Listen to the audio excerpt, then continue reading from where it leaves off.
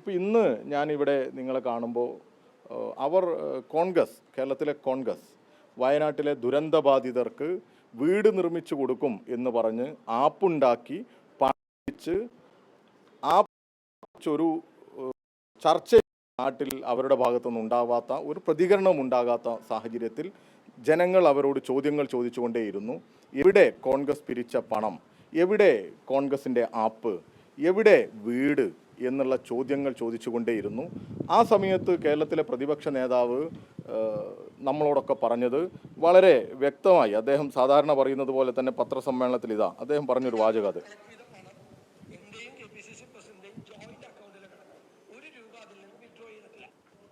കേട്ട് കാണും. എൻ്റെയും KPCC പ്രസിഡൻറ്റിൻ്റെയും ജോയിൻ്റ് അക്കൗണ്ടിൽ വയനാട്ടിലെ ദുരന്തബാധിതരെ, ആ പാവപ്പെട്ട മനുഷ്യരെ, അവരെ മുൻനിർത്തി പിരിച്ച പണം, ആ ദുരന്തബാധിതരെ സഹായിക്കുന്നതിന് വേണ്ടി കേരളത്തിലെ കോൺഗ്രസ് കമ്മിറ്റി പിരിച്ച പണം എൻ്റെയും KPCC പ്രസിഡൻറ്റിൻ്റെയും ജോയിൻ്റ് അക്കൗണ്ടിലുണ്ട് എന്നാണ് അദ്ദേഹം പരസ്യമായി പറഞ്ഞത്. ഞാൻ നിങ്ങളെ കാണിക്കാൻ ഉദ്ദേശിക്കുന്നത് അദ്ദേഹത്തിൻ്റെ തെരഞ്ഞെടുപ്പിന് കൊടുത്ത അദ്ദേഹത്തിൻ്റെ അഫിഡവിറ്റുകളാണ്. ആ അഫിഡവിറ്റിൽ ബാങ്ക് അക്കൗണ്ട് സ്റ്റേറ്റ്മെൻറ്റുകൾ കാണിക്കുന്ന ഒരു ഭാഗമുണ്ട്. ആ ബാങ്ക് അക്കൗണ്ട് സ്റ്റേറ്റ്മെൻറ്റ് കാണിക്കുന്ന അഫിഡവിറ്റിൽ അദ്ദേഹം ഈ ഒരു ജോയിൻ്റ് അക്കൗണ്ടിനെ കുറിച്ച് പറഞ്ഞിട്ടേയില്ല. എവിടെയും പറഞ്ഞിട്ടില്ല. KPCC പ്രസിഡൻറ്റും പറഞ്ഞിട്ടില്ല. ഈ കേരളം ഈ VD സതീശൻ എന്ന് പറയുന്ന പ്രതിപക്ഷ നേതാവിനെ എങ്ങനെ വിശ്വസിക്കും എന്നുള്ളതാണ് നമ്മൾ ആലോചിക്കുന്നത്. ഞങ്ങൾ ഈ അഫിഡവിറ്റിൻ്റെ പശ്ചാത്തലത്തിൽ പ്രതിപക്ഷ നേതാവിനെതിരെ നിയമ നടപടിക്കുള്ള സാധ്യത തേടും എന്നുള്ളതാണ് ഈ സമയത്ത് മുന്നോട്ട് വെക്കുന്നത്. ഇദ്ദേഹം ഈ കേരളത്തെ ആകെ വഞ്ചിച്ചിരിക്കുകയാണ്. ഈ ദുരന്തത്തെ മുൻനിർത്തി പിരിച്ച പണത്തിൻ്റെ കണക്ക് ഈ നിമിഷം വരെ അവർ പുറത്തുവിട്ടിട്ടില്ല. കേരളത്തിലെ കോൺഗ്രസ്സുകാർ, സാധാരണ കോൺഗ്രസ്സുകാർ, പാവപ്പെട്ട കോൺഗ്രസ്സുകാർ, അധികാരത്തിന് വേണ്ടി ഇവിടെ നേതാക്കന്മാർ അടികൂടുന്നത് പോലെ അടികൂടാതെ കോൺഗ്രസിൽ പ്രതീക്ഷിച്ച് നിൽക്കുന്ന സാധാരണ പ്രവർത്തകരുണ്ട്. അവരിൽ പലരും ഈ അക്കൗണ്ടിലേക്ക്, ഇവരുടെ ആപ്പിലേക്ക് പണം അയച്ചിട്ടുണ്ട്. അവർക്കും ഇത് അറിയാനുള്ള താല്പര്യമുണ്ടാകും. അവരോടും ഇവർ കണക്ക് പറഞ്ഞിട്ടില്ല.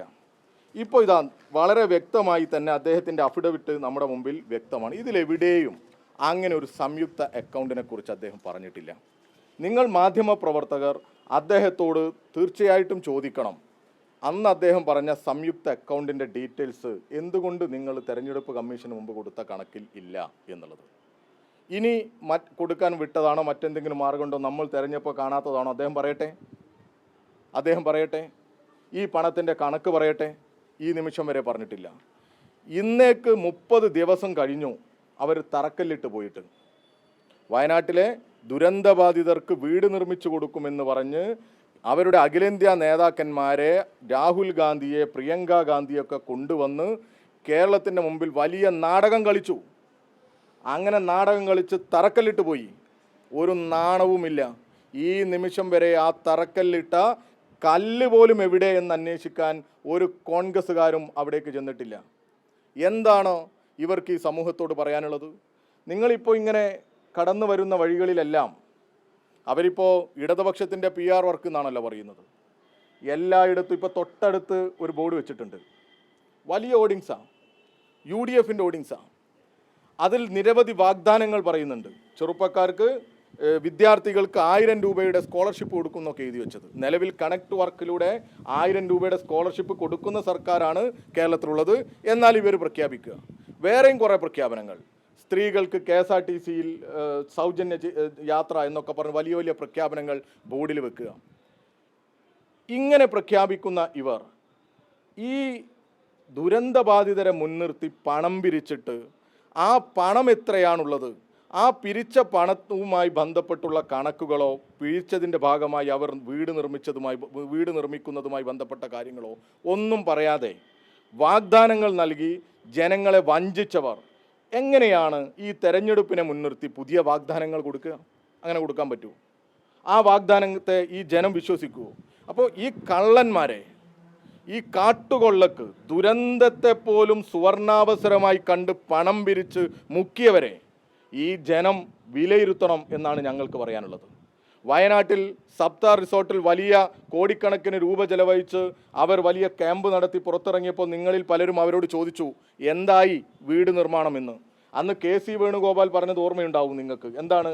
ഞങ്ങളുടെ കയ്യിൽ പണമില്ല, ഭരണമില്ലാത്തത് കൊണ്ട് ഞങ്ങളുടെ കയ്യിൽ പണമില്ല, അതുകൊണ്ട് ഞങ്ങൾക്ക് വീട് നിർമ്മിക്കാൻ പറ്റുന്നില്ല എന്ന് അവർ അന്ന് പറഞ്ഞിരുന്നത്.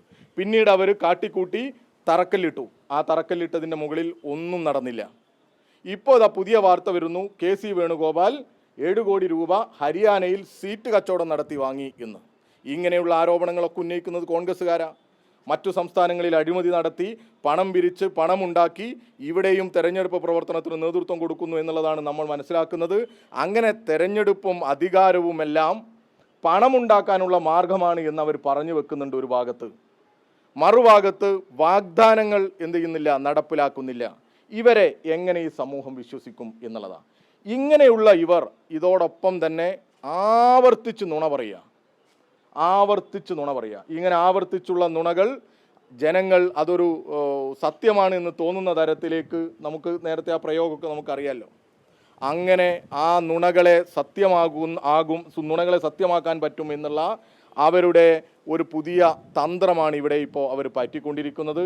ഞങ്ങൾ ഈ സതീശനെയും കേരളത്തിലെ UDFനെയും ഒക്കെ വിലയിരുത്തുന്നതിന് വേണ്ടി നിരവധിയായ പ്രവർത്തനങ്ങൾ നടത്തുന്നുണ്ട്. സതീശൻ പറഞ്ഞ നുണകൾ ഈ സമൂഹത്തിൽ മത്സരമായി നടത്തിയവരാണ് ഞങ്ങൾ.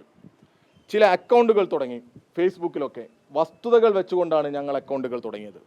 ആ അക്കൗണ്ടുകളെ ഓരോ ദിവസവും അദ്ദേഹം പൂട്ടിക്കുക. ഈ കനകലുവും ഇവരുടെ സോഷ്യൽ മീഡിയ സംവിധാനമൊക്കെ ഉപയോഗിച്ച് മെറ്റയ്ക്ക് പരാതി കൊടുത്ത് ഇവരെന്ത് ചെയ്യാണ്, ഇതെല്ലാം പൂട്ടിച്ചുകൊണ്ടേയിരിക്കും. അപ്പോൾ 3 അക്കൗണ്ടുകൾ ഇവർ പൂട്ടിച്ചു.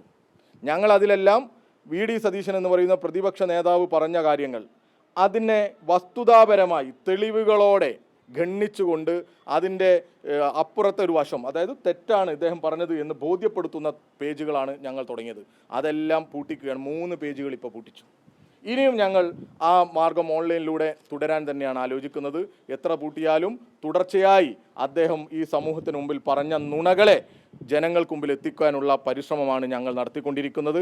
ജനം ഈ തെരഞ്ഞെടുപ്പ് വേളയിൽ ഇവർ പറയുന്ന നുണയെ വിശ്വസിക്കരുത്. ദുരന്തത്തെ മുൻനിർത്തി പോലും പണം പിരിച്ച് മുക്കിയവരാണ് ഇവർ എന്ന് ജനം തിരിച്ചറിയണം എന്നുകൂടി അഭ്യർത്ഥിക്കുകയാണ്.